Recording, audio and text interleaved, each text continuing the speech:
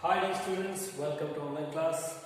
Today we'll start about Unit 4 or Rose 4, the portrait of a lady, written by Khushwant Singh.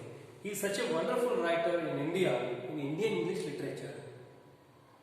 He is a very remarkable writer, okay? He awarded Padma Bhushan and Padma Shri also. Okay, let's come to the about the author. This one is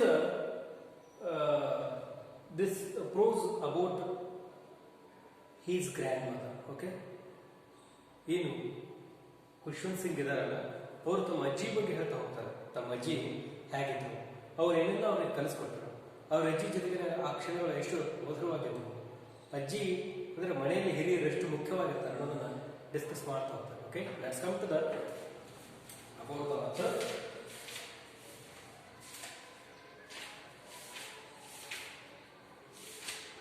Page number 82. Open your book.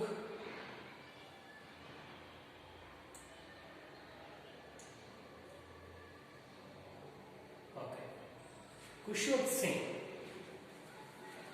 About the author, Khushwant Singh is an Indian writer in English. Was born on 2nd February 1940.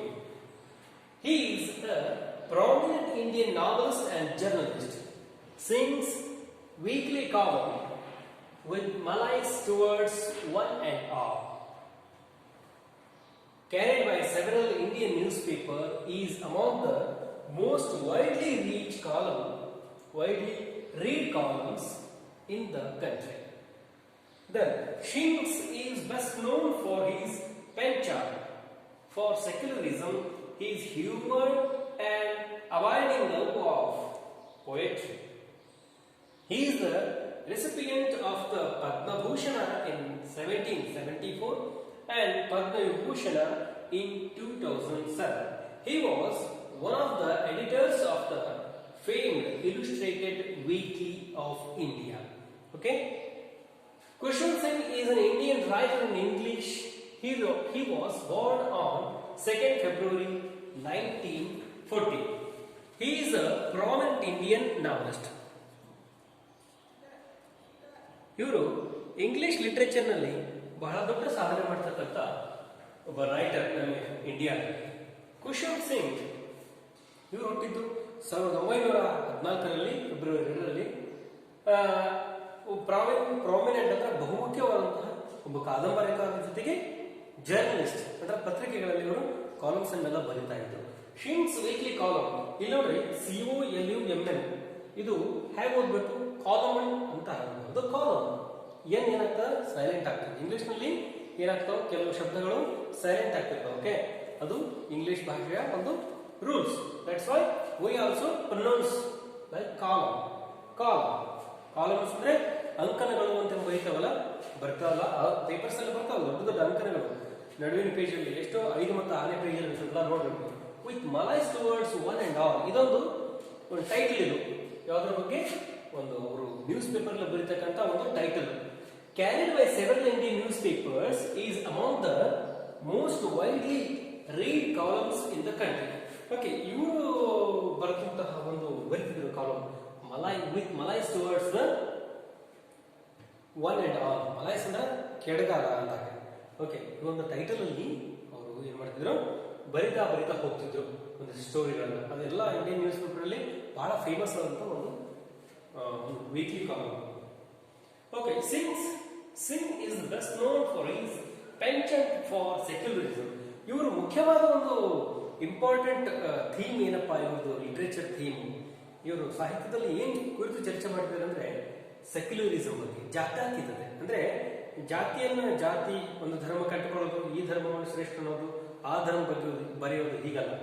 ಎಲ್ಲಾ ಜಾತಿಯನ್ನು ಒಂದುಗೂಡಿಸಿ ಅಥವಾ ಎಲ್ಲಾ ಧರ್ಮಗಳನ್ನು ಒಂದುಗೂಡಿಸಿ ಬರಿತಕ್ಕಂಥ ಒಂದು ಕೆಲಸ ಮಾಡ್ತಿದ್ರು. ಮತ್ತೆ ಏನು ಧರ್ಮ ಬೇರೆ, ಇದು ಆ ಧರ್ಮ ಬೇರೆ, ಈ ಧರ್ಮ ಬೇರೆ ಅಂತ ಎಂದೂ ಭೇದ ಭಾವ ಮಾಡ್ತಿರ್ಲಿಲ್ಲ.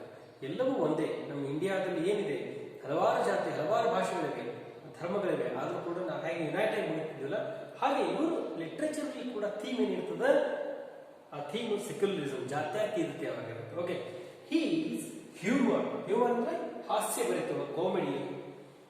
ಅವರು ಏನ್ ಮಾಡ್ತಿದ್ರು, ಸಾಹಿತ್ಯದಲ್ಲಿ ಬಹಳ ಹ್ಯೂಮರಸ್ ಆಗಿ ಬರ್ತಿದ್ರು. And avoiding love of poetry. Avoiding ಅಂದ್ರೆ ಎಂಡ್ ಇಲ್ಲದೆ ಇರೋದು, ಅಂದ್ರೆ ಅಷ್ಟು ಅವರು ಪೊಯೆಟ್ರೀಸ್ ಅನ್ನು ಬಹಳ ಪ್ರೀತಿಸ್ತಿದ್ರು. ಪರ್ಮನೆಂಟ್ ಶಾಶ್ವತವಾದ ಪ್ರೀತಿ ಪೊಯೆಟ್ರಿ ಬಗ್ಗೆ. He is the resident of the Padma Bhushan in 1974 and Padma Vibhushan. Padma Bhushan ಮತ್ತು ಪದ್ಮವಿಭೂಷಣ. ಪದ್ಮಶ್ರೀ ಇವರಿಗೆ ಸಿಕ್ಕಿಲ್ಲ, ಗಮನಿಸರಿ. ಪದ್ಮಭೂಷಣ ಮತ್ತು ಪದ್ಮವಿಭೂಷಣ 1974 ಅಲ್ಲಿ ಮತ್ತು 2007 ಅಲ್ಲಿ ಇವರಿಗೆ ಅವಾರ್ಡ್ ಆಗಿದೆ. He was one of the editors of the famed illustrated weekly of India. Illustrated weekly of ಇಂಡಿಯಾದ ಇವರು ಎಡಿಟರ್ಸ್ ಆಗಿದ್ರು, ಅಂದ್ರೆ ಸಂಪಾದಕರಾಗಿದ್ರು. ಅಲ್ಲಿ ಇವರು ಏನು ಅಂಕಣಗಳನ್ನು ಬರೆದು ಇಲುಸ್ಟ್ರೇಟೆಡ್ ವೀಕ್ಲಿ ಆಫ್ ಇಂಡಿಯಾದಲ್ಲಿ ಇವರು ಬರೆದು ಕಳಿಸ್ತಾರೆ. He is very well known writer in India, in Indian English literature. Okay, let's come to the glossary.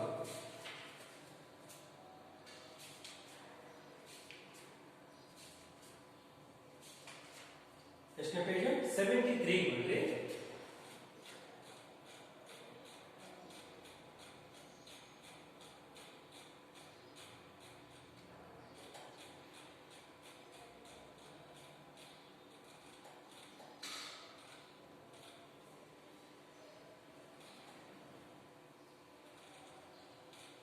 Okay, ಏನಿದೆ ಗ್ಲಾಸರಿಯಲ್ಲಿ? ಪಕರ್ಡ್. ಇದೊಂದು ಅಡ್ಜೆಕ್ಟಿವ್. ಏನು ಪಕರ್ಡ್ ಅಂದ್ರೆ tightly gathered or contracted into wrinkles or small folds. Puckered ಅಂದ್ರೆ ಈ ಮುಖದ ಮೇಲೆ ಏನು ನೆರಿಗೆಗಳು ಬೀಳ್ತಾವಲ್ಲ ವಯಸ್ಸಾದ ಮೇಲೆ, ಹೌದಾ? ಈಗ ಒಂದು ಏಜ್ ಆದ್ಮೇಲೆ ಪ್ರತಿಯೊಬ್ಬರಿಗೆ ಏನಾಗ್ತದ, ಎಲ್ರಿಗೂ ಏಜ್ ಆಗ್ಲೇಬೇಕು, ವೃದ್ಧರಾಗ್ಲೇಬೇಕು ಅನ್ನೋ ಸ್ಟೇಜ್ ಮನುಷ್ಯನ ಜೀವನದ ಅದೊಂದು ಭಾಗ. ಹಾಗಾದ ಮುಖದ ಮೇಲೆ ನೆರಿಗೆಗಳು ಬೀಳ್ತಾವಲ್ಲ, ನೆರಿಗೆಗಳು ಮುಖದ ಮೇಲೆ, ಕೈ ಮೇಲೆ ಎಲ್ಲ ಈ ಚರ್ಮ ಸುಕ್ಕು ಬೀಳ್ತವೆ. ಅದಕ್ಕೆ ಏನಂತಾರೆ? ಸುಕ್ಕು ಬೀಳೋದಕ್ಕೆ ಪಕರ್ಡ್. ನೀವು ಕನ್ನಡದಲ್ಲಿ ಬರ್ಕೋಬಹುದು ಸುಕ್ಕು ಬೀಳೋದು ಅಥವಾ ನೆರಿಗೆ ಬೀಳೋದು ಅಂತ ಬರ್ಕೋಬಹುದು. ಚರ್ಮ ಸುಕ್ಕು ಬೀಳೋದು ಅಂತ ಬರ್ಕೋಬಹುದು. ಇನ್ನು serenity, a state of being calm, peaceful and untroubled. ಪ್ರಶಾಂತವಾಗಿರೋದಕ್ಕೆ ಸೆರೆನಿಟಿ ಅಂದ್ರೆ ನಿರ್ಮಲವಾಗಿರೋದು, ಪ್ರಶಾಂತವಾಗಿರೋದು ಅಂತ ಹೇಳಬಹುದು. ಇನ್ ಮೋನೋಟನಸ್, ಇದು ಒಂದು adjective. Dull, tedious and repetitious, lacking in variety and interest, monotonously. Adverbs always ends with ly. Okay, monotonous ಅಂದ್ರೆ ಏಕತಾನತೆ, ಒಂದೇ ತರ ಇರೋದು. ಈ ಒಂದೇ ತರ ಅಂದ್ರೆ ಬೇಜಾರಾಗಲ್ಲ ನಿಮಗೆ? ಅಂದ್ರೆ ಇಡೀ ದಿನ ನೀವು ಏನೋ ಸ್ಕೂಲ್ಗೆ ಪ್ರತಿ ದಿನ ಬರ್ತಿರ್ತೀವಿ, ಪ್ರತಿದಿನ ಒಂದೇ ಡ್ರೆಸ್ ಹಾಕೊಂಡ್ರೆ ನಿಮ್ಗೆ ಒಂದು ವಾರ ಹಾಕೊಂಡ್ರೆ ಬೇಜಾರಾಗ್ತದೆ. ಮುಂಜಾನೆ ನೀವು ಏನ್ ಮಾಡಿರ್ತೀರಿ? ನಾಷ್ಟ ಮಾಡಿರ್ತೀರಿ, ಇಡ್ಲಿ. ಮಧ್ಯಾಹ್ನ ಅದನ್ನ ಇಡ್ಲಿ ತಿಂತೀರಿ, ಸಂಜೆನೂ ಅದನ್ನ ಇಡ್ಲಿ ತಿಂತೀರಿ. ಒಂದು ವಾರ ಇಡ್ಲಿ ತಿಂತೀರಿ, ಏನಾಗ್ತದೆ ನಮ್ಗೆ? ಫುಲ್ ಖುಷಿ ಆಗ್ತದೆ? ಇಲ್ಲ. ಅಥವಾ ಮುಂಜಾನೆ ನಮ್ಗೆ ಇಷ್ಟವಾದ ಗುಲಾಬ್ ಜಾಮ್ ತಿಂತೀರಿ, ಮಧ್ಯಾಹ್ನ ಗುಲಾಬ್ ಜಾಮ್, ಸಂಜೆ ಒಂದು ವಾರ ಗುಲಾಬ್ ಜಾಮ್ ತಿಂದ್ರೆ ಏನಾಗ್ತದೆ? ತಲೆ ಕೆಟ್ಟ ಹೋಗುತ್ತೆ. ಅದಕ್ಕೆ ಏಕತಾನತೆ, ಬೇಸರ ಆಗ್ತದೆ. ಅದನ್ನ ನಾವಿಲ್ಲಿ ಏಕತಾನತೆ ಅಂದ್ರೆ ಮೊನೊಟನಸ್ ಅಂದ್ರೆ ಏಕತಾನತೆ, ಒಂದೇ ರಿಪಿಟೇಷನ್ಸ್ ಇಲ್ಲ. ಆಮೇಲೆ ಲ್ಯಾಕಿಂಗ್ ದ ವೆರೈಟೀಸ್, ಬೇರೆ ಬೇರೆ ವೆರೈಟಿ ಇಲ್ಲ. ತಿಂದ್ರೆ ಒಂದನ್ನೇ ತಿನ್ನೋದು, ಮಾಡಿದ್ರೆ ಅದೇ ಕೆಲಸವನ್ನು ಮಾಡೋದು ಹಗಲು ರಾತ್ರಿ, ಹೀಗೆ ಒಂದನ್ನೇ ಮಾಡ್ತಾರೆ. ಮೊನೊಟನಸ್ ಅಂತ ಹೇಳ್ತಾರೆ. Okay, veritable adjective used for emphasis often to quality or metaphor. ಅಂದ್ರೆ ನಿಜವಾದ ಅಂತ ಬರ್ಕೋಬಹುದು, ದಿಟ್ಟವಾದ, ನಿಜವಾದ. ವೆರಿಟೇಬಲ್ ಅಂದ್ರೆ ಅದು ನಿಜವಾಗ್ಲೂ ಸತ್ಯವಾಗಿದೆ ಅಂತ ಹೇಳಲಿಕ್ಕೆ ನಿಜವಾದ ಅಂತ ಬರ್ಕೋಬಹುದು. Bedlam, home for mad people, a scene of uproar and confusion. Bedlam ಅಂದ್ರೆ ಹುಚ್ಚರ ಏನು ಮನೆ, ಹುಚ್ಚರ ಮನೆ. ಹೋಮ್ ಫಾರ್ ಮ್ಯಾಡ್ ಪೀಪಲ್, ಹುಚ್ಚರ ಮನೆ. ಅಪ್ರೋರ್ ಅಂದ್ರೆ ಗಲಾಟೆ, ಕನ್ಫ್ಯೂಷನ್. ಹುಚ್ಚರು ಯಾವಾಗಲೂ ಏನು ಮಾಡ್ತಾರೆ? ಕನ್ಫ್ಯೂಷನ್ ಇರ್ತಾರೆ, ಜೊತೆಗೆ ದೊಡ್ಡ ಗಲಾಟೆಯನ್ನು ಮಾಡ್ತಾರೆ. ಓಕೆ, ಹಾಗೆ ರಿಬುಕ್, express sharp disapproval or criticism of someone because of their behavior, actions. Rebuke is also noun. ಒಂದು ವರ್ಡ್ ಜೊತೆಗೆ ನೌನ್ ಆಗಿ ಕೆಲಸ ಮಾಡ್ತದೆ. ಇವಕ್ ಅಂದ್ರೆ ಚಿಮಾರಿ ಹಾಕೊಂತಾರಲ್ಲ, ಬೈದು ಕಳಿಸ್ಬಿಡೋದು, ಕ್ರಿಟಿಸಿಸಮ್ ಮಾಡೋದು, ಅನಾಲಿಸಿಸ್ ಕ್ರಿಟಿಸಿಸಮ್ ಮಾಡೋದು, ಎಕ್ಸ್ಪ್ರೆಷನ್ ಶಾರ್ಪ್ ಡಿಸಪ್ರೂವಲ್, ಅವ್ರನ್ನ ಡಿಸಪ್ರೂವಲ್ ಅಂದ್ರೆ ಹೋಗುವಂತ ಬೈದು ಕಳಿಸೋದು, ಕ್ರಿಟಿಸಿಸಮ್ ಅವ್ರನ್ನ ಬೈಯೋದು ಅಂತ ಚಿಮಾರಿ ಹಾಕೋದು.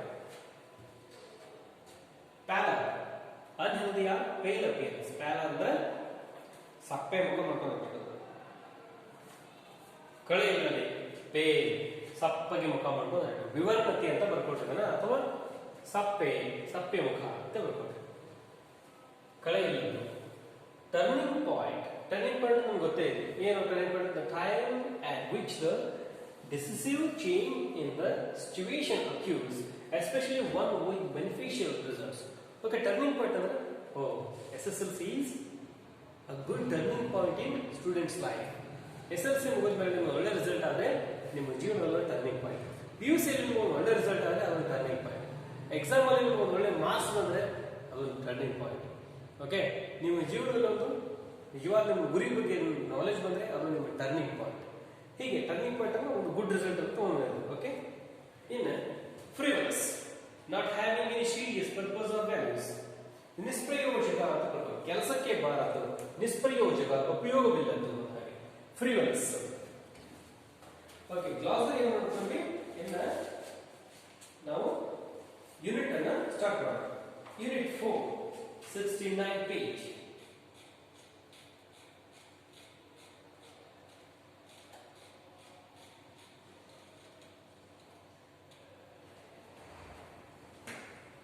The portrait of a lady. Warm-up activity ಏನಿದೆ, make groups of 5 or 6 students talk to your friends about your grandparents using the hints given below. Okay, ಇವೆಲ್ಲ ಏನಾಗ್ತದೆ ಲೈವ್ ಕ್ಲಾಸ್ ಅಲ್ಲಿ ಮಾಡ್ಲಿಕ್ಕೆಲ್ಲ ಚೆನ್ನಾಗಿರ್ತದೆ. ಈಗ ಆನ್ಲೈನ್ ಕ್ಲಾಸ್ ಆದ ಕಾರಣ ಜಸ್ಟ್ ನಾವು ಥಿಂಕ್ ಮಾಡಬೇಕಷ್ಟೇ ಅದರ ಬಗ್ಗೆ. ಏನಿದೆ ಗ್ರ್ಯಾಂಡ್ ಪೇರೆಂಟ್ಸ್ ಮತ್ತು ನೀವು ಗ್ರ್ಯಾಂಡ್ ಪೇರೆಂಟ್ಸ್ ಬಗ್ಗೆ ಏನು ಮಾಡಬೇಕು? ಮಾತಾಡಬೇಕು. ನಮ್ಮ ಗ್ರ್ಯಾಂಡ್ ಪೇರೆಂಟ್ಸ್ ಹೇಗಿದ್ದಾರೆ, ಏನು ಅವ್ರ ವ್ಯಾಲ್ಯೂಸ್, ಏನು ಮನೆಯಲ್ಲಿ ಅವ್ರು ಇರಬೇಕಾ ಇರಬಾರ್ದು, ಇದೆಲ್ಲವನ್ನು ಮಾತಾಡೋದು. Name of your maternal or paternal grandparents or any age relative in your family. Their age, do they live with you? If not, where else? The way you help them, the way you celebrate their birthdays, their favorite food and pastimes. Okay, ಇಲ್ಲಿ ಹೇಳ್ತಿದ್ದಾರೆ, ಏನು ಹೇಳ್ತಿದ್ದಾರೆ? ಒಂದು 3 ABC ಕೊಟ್ಟಿದ್ದಾರೆ. Name of your maternal pattern. Maternal ಅಂದ್ರೆ